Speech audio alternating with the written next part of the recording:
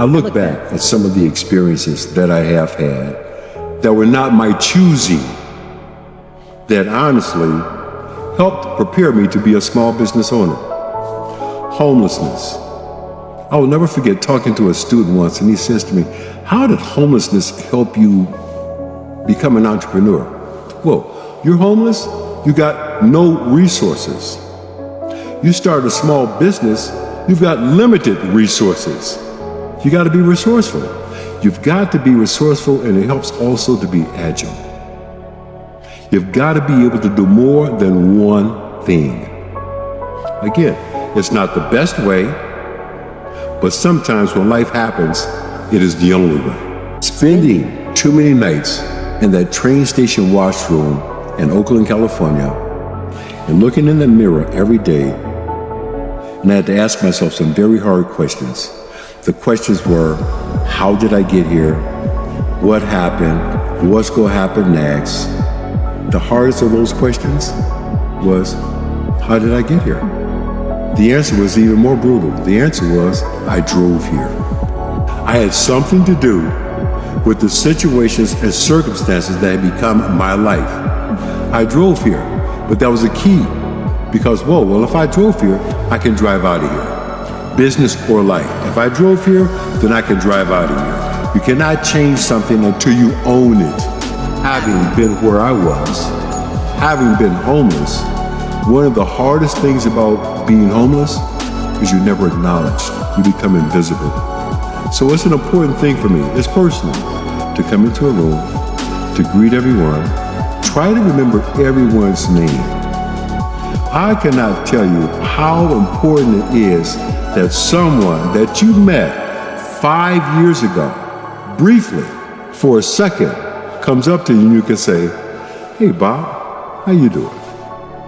Nancy, how are you?" It stuns people.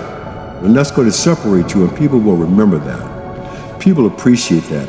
Dr. Angelo once said, people will forget what you said, they will forget what you did, but they will never forget how you made them feel. Live it. I try to live that every day. There have been so many people in our country and around the world who, as a result of the global financial crises, have found themselves in positions that they never thought that they would be in. I went to school, I worked hard, I played by the rules, and now the world has changed.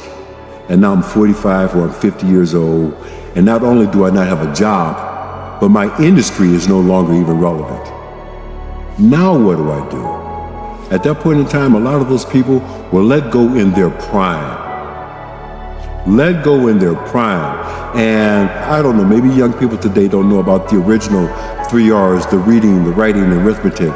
But there's a new 3 R's called the rep, the rap, and the Rolodex that people with the appropriate amount of gray hair bring to the table. The rep, the rap, and the Rolodex, the reputation for excellence and commitment in their personal and their professional endeavors.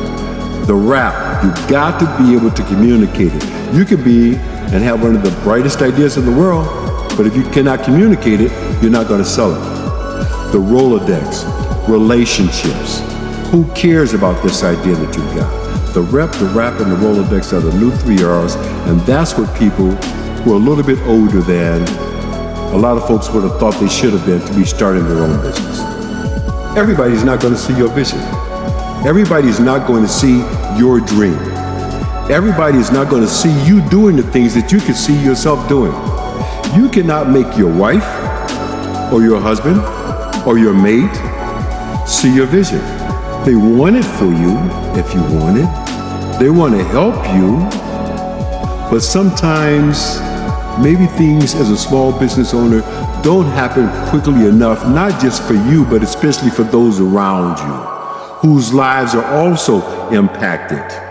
And you have to have a place that you go within yourself that is steady and calm, and you have to continue to go forward knowing, did I turn the dial 1 digit today? Forward. Baby steps count too. As long as you're going forward.